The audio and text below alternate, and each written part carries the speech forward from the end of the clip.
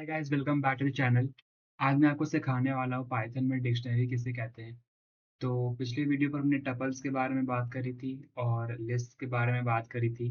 I hope कि आपको वो दोनों वीडियोस अच्छे लगे होंगे और समझ में आया होगा कि टपल्स किसे कहते हैं, लिस्ट किसे कहते हैं। और आज हम चर्चा कर लेते हैं अपने डिक्शनरी के बारे में। ठीक है, तो स्टार्ट करते हैं आज की इस वीडियो को। तो मैं आ गया हूँ अपने स्क्रीन पर और मैं अभी आपको बताने वाला हूँ कि डिक्शनरी क्या होती है। पहले तो मुझे ये चीज़ समझाओ कि डिक्शनरी तो हम सबने देखी है, ठीक है। किस तरीके से डिक्शनरी पर एक वर्ड लिखा रहता है और उस वर्ड के करस्पॉन्डिंग हमारे पास उस वर्ड की मीनिंग होती है, ठीक है। कुछ उसी तरीके से यानी कि डिक्शनरी के अंदर एक की है, उस की के करस्पॉन्डिंग एक वैल्यू है जो कि उस वर्ड का मतलब बताती है, ठीक है। उसी तरीके से हम पाइथन में भी डिक्शनरी को स्टोर करते हैं। डिक्शनरी क्या है? एक की और उसके करस्पॉन्डिंग एक वैल्यू को स्टोर करने के लिए हम डिक्शनरी को यूज करते हैं, ठीक है। डिक्शनरी को लिखते कैसे हम लोग, कैसे हमें डिक्शनरी बनानी है। तो डिक्शनरी को लिख सकते हैं कुछ इस तरीके से। मान लेते कुछ भी डिक्शनरी हो हमारी, डिक्ट वन, ऐसे लिख लेते हैं और डिक्ट, ठीक है। यानी कि हमारी डिक्शनरी जो होगी उसे कैसे लिखना है हमें, कुछ ऐसे लिखते हैं हम, ठीक है। इसके अंदर आप चाहो तो एक की डाल सकते हो, उसके करस्पॉन्डिंग उसकी वैल्यू जॉन, ठीक है। मान लेते हैं उसकी एक एज है जो क्या है 30 मान लेते हैं, ठीक है। और सिटी डाल देते हैं, जैसे कि ये एआई मेरा मुझे सजेस्ट कर रहा है तो न्यूयॉर्क ही डाल लेते हैं, ठीक है। तो यहाँ पर आपने देखा मैंने क्या किया कि मैंने एक डिक्शनरी बनाई जिसमें मैंने एक की और वैल्यू को स्टोर किया है। तो इसे हम कहते हैं कीज, इसे हम कहते हैं वैल्यूज। हर एक की के करस्पॉन्डिंग हमारी एक वैल्यू है। अगर मैं इसे प्रिंट करना चाहूँ, प्रिंट कर दो आवर डिक्ट को, मुझे क्या मिलेगा? मुझे यहाँ पर आप देख सकते हैं कि मुझे मिल रहा है मेरी डिक्शनरी, ठीक है। ये सारे मेरे पहले के कोड है, इस पर आप ध्यान मत दो। यहाँ पर मैंने लिखा है डिक्शनरी मेरे को प्रिंट होकर के अपने टर्मिनल पर मिल गई। तो ये है मेरी की, उसका करस्पॉन्डिंग हमारी वैल्यू, ठीक है। अगर मुझे जानना है कि मेरे एक पर्टिकुलर की के करस्पॉन्डिंग क्या वैल्यू है, तो उसे मैं किस तरीके से लिख सकता हूँ? आवर डिक्ट के बाद स्क्वायर ब्रैकेट्स के अंदर आप अपने की को पास करते हो, मान लो कुछ इस तरीके से, ठीक है। और अगर मैं इस कोड को रन करता हूँ तो मुझे यहाँ पर जॉन प्रिंट हो करके मिल गया, ठीक है। मैंने क्या किया कि आवर डिक्ट में देखो कि इस की के करस्पॉन्डिंग क्या वैल्यू और उसे मुझे प्रिंट कर दो। सिंपल, मैं एज लिखता हूँ तो मुझे एज मिलेगा। आई होप कि आपको ये चीज़ समझ में आई होगी कि डिक्शनरी कैसे बनाते हैं, वो क्या होती है डिक्शनरी। अच्छा, डिक्शनरी जो होती है ना वो चेंज भी हो सकती है, इसके अंदर की वैल्यूज को आप चाहो तो आप चेंज कर सकते हो, ठीक है। ये टपल्स की तरह नहीं है। तो डिक्शनरी को कैसे प्रिंट करना है, उसके एक करस्पॉन्डिंग वैल्यू की के करस्पॉन्डिंग क्या वैल्यू हो उसे कैसे शो करते हैं, हमने हमने वो भी यहाँ पर सीख लिया है, ठीक है। अब आप बात कर लेते हैं डिक्शनरी में कुछ और मेथड्स की, ठीक है। तो अब मैं आपको सिखाता हूँ एक बहुत ही छोटा सा एक इम्पोर्टेंट सा कंसेप्ट है कि मैं क्या करूँगा। अब एक क्वेश्चन ले लेते हैं कि मैं यूज़र को बोलूँगा कि तू मुझे अपना नाम दे और अपना एज दे, ठीक है। यूज़र से इनपुट करवाऊंगा और उसे एक डिक्शनरी में स्टोर कर लूँगा, ठीक है। तो मुझे सबसे पहले क्या करना होगा, एक एम्प्टी डिक्शनरी हम बना लेते हैं। ये है मेरी एक एम्प्टी डिक्शनरी, ठीक है। इसके अंदर कोई की नहीं है और कोई वैल्यू नहीं है। अब मैं क्या कहता हूँ कि मुझे एक नाम चाहिए अपने यूज़र से, तो एंटर करो यूज़र अपना नाम, ठीक है। और मुझे अपना एज भी एंटर करके दो, एंटर एज, कुछ इस तरीके से। मैंने नेम और एज को यूज़र से इनपुट करवा लिया। अब मैं क्या बोल रहा हूँ कि मैं यूज़र के अंदर एक की बनाऊं नेम नाम से, और उसके अंदर मेरी ये जो नेम है इसे स्टोर कर लो। यूजर के अंदर एक की बनाओ एज नाम से, उसके अंदर इस एज को स्टोर कर लो, ठीक है। अगर मैं इसे प्रिंट करके दिखाऊं अपनी यूजर डिक्शनरी को, तो मुझे यहाँ पर देखने को मिलेगा सबसे पहले तो प्रॉम्प्ट आया कि एंटर नेम।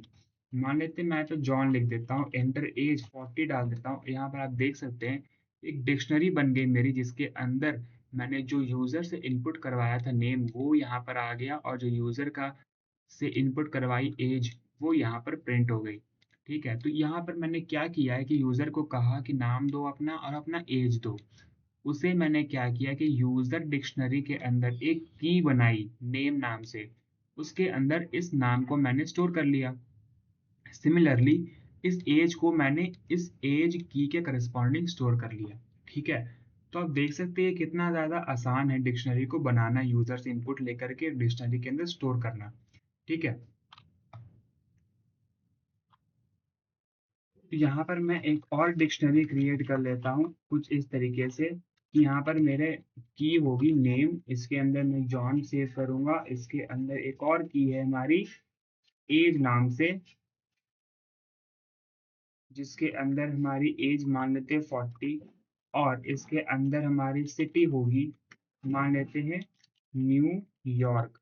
ठीक है, और अगर मैं एक मेथड आपको सिखाता हूँ कि किस, अगर कोई एक की को मैं डिलीट करना चाहूँ या रिमूव करना चाहूँ तो वो आप किस तरीके से कर सकते हो। यहाँ पर आप लिखोगे यूजर डॉट पॉप। ठीक है, और अपनी की को पास कर दो, मान लो मैं एज हटाना चाहता हूँ। ठीक है, उसके बाद अगर मैं अपने यूजर को प्रिंट करूँ तो आप देखना यहाँ पर मुझे यहाँ पर सिर्फ नेम और सिटी ही मिली। ठीक है, यानी कि मेरा जो एज की थी वो पॉप हो चुकी है, वो रिमूव हो गई। ठीक है, तो ये था हमारा पॉप मेथड।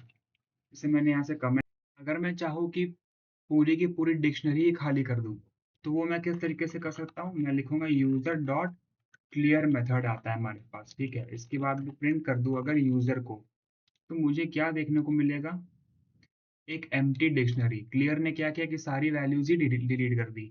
ठीक है, तो ये था क्लियर मेथड, ये था पॉप मेथड, और क्या क्या मेथड हमारे पास में अवेलेबल है। जिस तरीके से हमने टपल्स में देखा था कि आप कैसे लूप कर सकते हो हर एक आइटम को।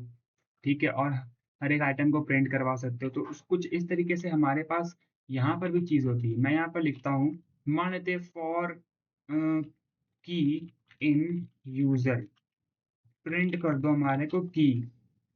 इससे क्या होगा, अब देख सकते हो कि सारे के सारे कीज हमारे पास में प्रिंट हो गई।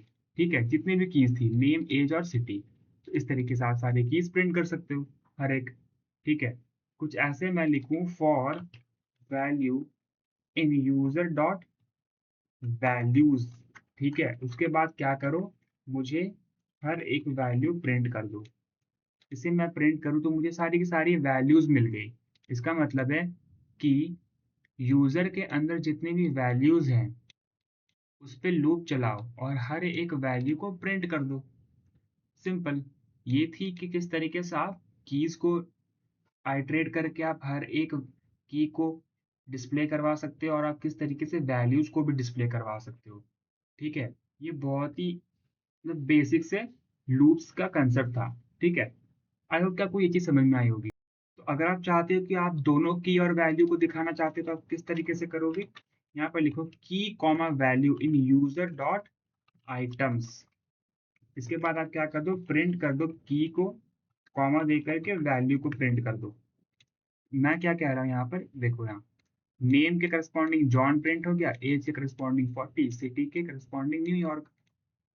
मैंने यहाँ पर क्या किया है कि की और वैल्यू दो वेरिएबल लो और यूजर और डिक्शनरी के अंदर सारे आइटम्स पर जाओ, उसकी की और वैल्यू को प्रिंट कर दो। सिंपल। आई होप कि आपको ये भी चीज़ समझ में आई होगी। ठीक है, बहुत ही बेसिक सी चीज़ें हैं सब। ठीक है, बहुत ही इजी है। आप चाहो तो इसको इंटरनेट पर सर्च करो कि डिक्शनरी की कौन कौन सी मेथड्स अवेलेबल है हमारे पास पाइथन में। आपको कोई भी एक वेबसाइट मिलेगी और वहां से आप रीड करके खुद से प्रैक्टिस करो कि डिक्शनरी को आप किस तरीके से यूज कर सकते हो और अच्छी तरीके से अपने एप्लीकेशंस क्रिएट करने में। ठीक है, और डिक्शनरी का और क्या क्या यूसेज है, क्या क्या मेथड्स हैं जो इसके अंदर अवेलेबल है, जो इसको और इतना पावरफुल बनाती है। ठीक है, ये सारी चीज़ें मुझे उम्मीद है कि आप खुद से रिसर्च कर करके सीखोगे, क्योंकि डिक्शनरी के अंदर हो सकता है और भी बहुत सारी 50-100 मेथड्स हो, तो मैं आपको सारी के सारे मेथड्स तो नहीं दिखा सकता यहाँ पर। ठीक है, तो ये एक बेसिक ओवरव्यू था कि डिक्शनरी क्या चीज़ है, कि कैसे आप कीज और वैल्यू को स्टोर करते हो। ठीक है, किस तरीके से हर एक आइटम पर आप आइटरेट करके उसकी वैल्यू निकाल सकते हो, आप ऐड कर सकते हो या फिर डिलीट कर सकते हो कोई भी चीज़ को। ठीक है, ये बहुत ही बेसिक से कंसेप्ट है डिक्शनरी के। आई होप कि आपको ये चीज़ समझ में आई होगी डिक्शनरी क्या होती है, कैसे क्रिएट करना है। तो अगर आपको ये चीज़ समझ में आई होगी तो आप ज़रूर से ज़रूर घर पे अपने प्रैक्टिस करो डिक्शनरी को क्रिएट करने की। 2-3 अलग-अलग अपने से एग्ज़ाम्पल्स लो, डिक्शनरी बनाओ। उसमें अलग-अलग मेथड्स को यूज़ करने की कोशिश करो, ठीक है? जितना ज़्यादा आप इसके साथ खुद से प्रैक्टिस करोगे, उतने ज़्यादा आपके कॉन्सेप्ट्स क्लियर होंगे, ठीक है? तो रखते हैं बस आज के लिए इतना ही करते हैं हम और मिलते हैं ऐसे किसी एक नए वीडियो के साथ और डिक्शनरी हो गई हमारे अब अगले सेक्शंस में हम क्या पढ़ने जा रहे हैं? कंडीशनर्स के बारे में पढ़ेंगे, ऑपरेटर्स के बारे में पढ़ेंगे, लूप्स के बारे में पढ़ेंगे पूरे डिटेल्स में, ठीक है? तो आई होप कि आपको आज की क्लास काफ़ी पसंद आई होगी। अगर पसंद आई होगी तो वीडियो को ज़रूर से ज़रूर लाइक करें और अपने दोस्तों के साथ शेयर भी करें। Till then thank you so much for watching.